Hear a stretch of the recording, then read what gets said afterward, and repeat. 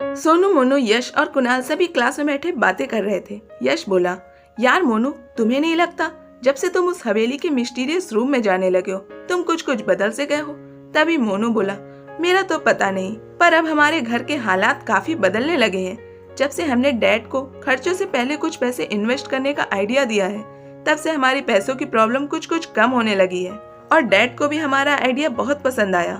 तभी कुणाल बोला, इसका मतलब है दादाजी की वो बुक तुम्हारे बहुत काम आ रही है। तभी सोनू बोला, हाँ, दादाजी की बुक हमारी हर प्रॉब्लम का सॉल्यूशन दे देती है। तभी यश बोला, तो आज तुम्हारी कौन सी प्रॉब्लम का सॉल्यूशन निकलने वाला है उस बुक की स्टोरी से? तभी मोनू बोला, आज तो हमें कोई प्रॉब्लम नजर नहीं आ रही है, पता नहीं आज की स्टोरी हमें किस बात की सीख देगी।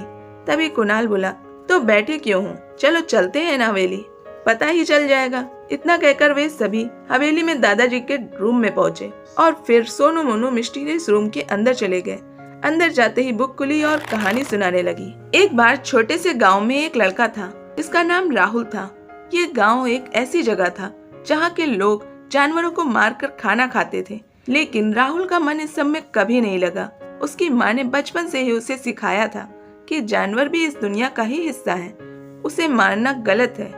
लेकिन गांव के लोग इस बात को नहीं समझते थे, इसीलिए वे राहुल को बेकार और डरपोक समझते थे। गांव के बच्चे भी उससे दोस्ती करना नहीं पसंद करते थे, बल्कि उल्टा उसे बेकार और डरपोक कहकर परेशान करते थे, क्योंकि उसने कभी भी कोई जानवर नहीं मारा था। गांव वालों की बातों से तंग आकर एक दिन राहुल ने जानवर पकड़ने का फैसला किया और वह उसमें कामयाब भी हो गया।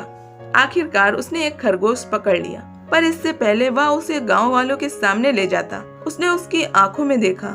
उस खरगोश की आंखों में राहुल को बहुत दर्द और डर नजर आया और इसी कारण राहुल को उस खरगोश पर दया आ गई और उसने तुरंत ही उस खरगोश को छोड़ दिया। पर राहुल के आजाद करने के बाद भी वो खरगोश वहाँ से भाग नहीं पाया, क्योंकि वह थोड़ा घायल हो गया था। जब राहुल ने उस खरगोश की ऐसी हालत देखी तो वह उसे अपने घर ले आया और कई दिन तक उसका इलाज किया। इसी बीच राहुल और खरगोश में अच्छी दोस्ती हो गई। खरगोश से दोस्ती होने के बाद राहुल की जानवरों के प्रति सोच पूरी तरह से बदल गई। वह समझ गया कि जानवर भी इंसान की तरह दुख और खुशी महसूस कर सकते हैं। तब राहुल ने सोचा, अगर हम जानवरों का शिकार करने की बजाय उन्हें अपना दोस्त बना ले तो कितना अच्छा होगा। यही सोचकर राहुल ने फैसला किया कि जैसे उसकी सोच बदली है वैसे ही वह गांव वालों की भी सोच बदल देगा। और फिर धीरे धीरे राहुल ने गांव के लोगों को दिखाना शुरू किया कि जानवरों को मारने की बजाय हम उससे दोस्ती कर सकते हैं। फिर उसने कुछ बीज बोए जिससे उन्हें गांव में ही फल मिलने लगे जिसे वे खा सकते थे, और फिर फलों से पेट भर जाने के कारण धीरे धीरे गांव के सभी लोगों ने जानवरों को मारना छोड़ दिया।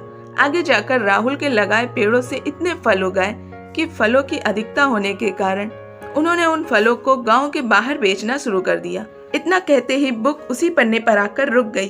तभी सोनू बोला, लगता है ये बुक हमसे चाहती है कि हम जानवरों को मारे नहीं बल्कि उनसे दोस्ती करें।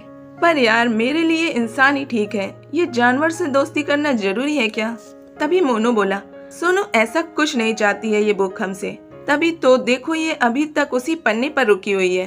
फिर सोनू बोला, तो क्या होगी इस कहानी की सीख? तभी मोनू बोला, मुझे भी तो यही नहीं समझ आ रहा। और फिर अब कि हम कुछ ऐसी प्रॉब्लम में भी नहीं है जिसके बारे में ये कहानी हमें सीख दे सके। लगता है आज यश और कुणाल ही हमें बाहर निकालेंगे। ये तो अच्छा हुआ मैंने पहले ही यश और कुणाल को बाहर ही रुकने को कहा था। मेरा वो डिसीजन आज काम आएगा। मोनू की बात सुनकर बुक पर लिख गया डिसीजन मेकिंग, और बुक बंद हो गई और दरवाजा भी खुल गया। पर सोनू मोनू दरवाजा खुलने पर भी बाहर नहीं निकले, बल्कि वे इस बात से काफी हैरान थे कि ये सब क्या हो गया। ये बुक अपने आप ही कैसे बंद हो गई और ये दरवाजा अपने आप ही कैसे खुल गया, जबकि हमने तो कोई भी जवाब नहीं दिया। तभी सोनू बोला, यार मोनू, आज तो तुमने अनजाने में ही इस कहानी की सीख बता दी। इस कहानी में भी तो राहुल के लिए एक डिसीजन ने गांव वालों की सोच और गांव की पूरी तस्वीर ही बदल दी थी। जो गांव वाले सिर्फ जानवरों को मार कर खाना खाते थे, वहाँ राहुल के लिए फैसले से गांव के लोगों ने सिर्फ फल खाने ही नहीं शुरू किए, बल्कि उन्हें बेचकर पैसे कमाने भी शुरू कर दिए। तो दोस्तों, अगर आप भी सक्सेस पाना चाहते हैं तो आज ही डिसीजन मेकिंग की वैल्यू समझें, क्योंकि सक्सेस एक ऐसी चीज है जिसके लिए हमें औरों से अलग देखना, सोचना और चलना पड़ता है। पर खुद पर विश्वास करें और अपने सक्सेस को पाने के लिए जरूरी डिसीजंस लें। क्योंकि कई बार हम वो फैसले नहीं कर पाते जो एक्चुअल में हमारे लिए बहुत जरूरी होते हैं, जो शायद हमारी जिंदगी ही बदल सकते हैं। तो अपने सक्सेस को पाने के लिए आगे बढ़ते रहें और एक सक्सेसफुल पर्सन बने।